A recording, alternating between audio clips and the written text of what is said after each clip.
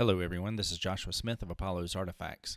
I'm continuing to follow up on the Jeffrey Epstein situation. So as we look into this whole mess here, we see that the number of anomalies are continuing to pile up. I mean, so far we have it that guards fell asleep for several hours.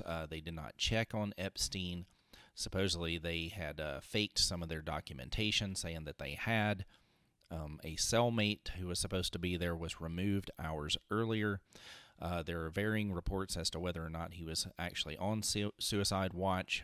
There are conflicting reports about whether or not cameras were there or were in operation or not. We still don't know for sure. We also have conflicting reports about whether or not there was screaming and shrieking that came out of his cell. There are also a rather strange anomaly with someone supposedly giving chest compressions, performing CPR, and saying, "Breathe, Epstein, breathe," which is not a standard practice at all. And now we have his autopsy results that are showing a broken hyoid bone. The hyoid bone is a horseshoe-shaped bone in the neck, and it is actually the one that makes speech possible. They've also found these in Neanderthals as well, which has led a number of anthropologists to believe that Neanderthal could actually speak. Nevertheless, whether this is a suicide or some sort of a Gambino murder hit job, we just don't know. But here's another very strange report that came out last night, 9 o'clock here, by Jonathan Dienst, Tim Winter, and Pete Williams for NBC News. Jeffrey Epstein's body claimed by unidentified associate. Some people are now saying that this was a person associated with the medical examiner's office, but that would be a little bit unusual for them to claim his body. Seems that it would be his brother. But because we have so many different anomalies, this certainly is contributing to the number of conspiracy theories about what actually did happen. You know, whether he's, as some people are saying, he was whisked away in the early morning hours or whatever, and he's now, basking in the Maui sun like Whitman, Price, and Haddad. Like our previous winners, Whitman, Price, and Haddad. You remember them? Whitman, Price, and Haddad. There they are, and at this very moment, they're basking under the Maui sun. They're dead to society, paid in full.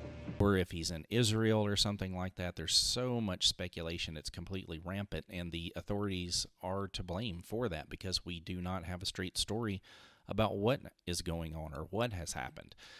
To me, it's absolutely baffling that you have a person who was literally the highest profile prisoner in the entire world, and you couldn't assign a person to stay close by his cell and watch him.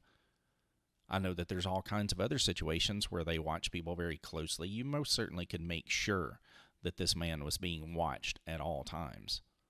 But we still really don't even know what happened with the earlier event when he supposedly attempted to commit suicide. And then you had the absolutely gigantic former police officer, this huge roid head guy who was in there with him and committed or is being charged anyway with quadruple homicide. The guy killed a bunch of people and buried them in his yard or something, according to some of the things that I've read. He was also involved in drug running and all this other kind of stuff, His attorney, of course, denies it, as his attorney would, But Epstein's attorneys say that he told them that the guy did indeed attack him and that he was not suicidal. And lots of people have said that Epstein was so upbeat, he was so self-confident that he really thought that he was going to entirely get off on this. And it was possible.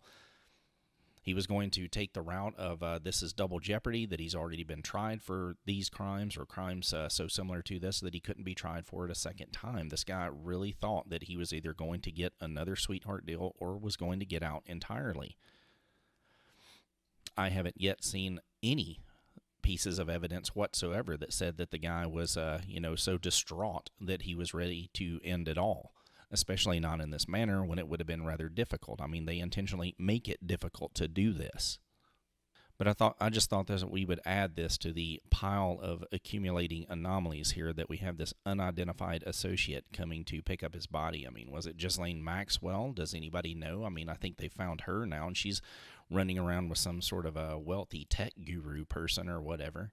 But all of us are just sitting and wondering, how much of this information can we trust? What do we believe? What do we not believe? It's a true crisis made by the fake news. The fake news media has made it to where no one believes them and no one trusts government. I mean, the congressional approval ratings are usually hovering around 6% or something like that, and the media has fallen down very close to that as well. Honestly, the only thing that people do trust is each other, the alternative media, the independent media, because all of us really are the only ones who ever ask reasonable questions. You don't see these kinds of questions being raised by the New York Times or the Washington Post. In fact, the article that I just covered yesterday didn't raise any relevant questions that you would think a person would ask if they were to meet someone like Epstein.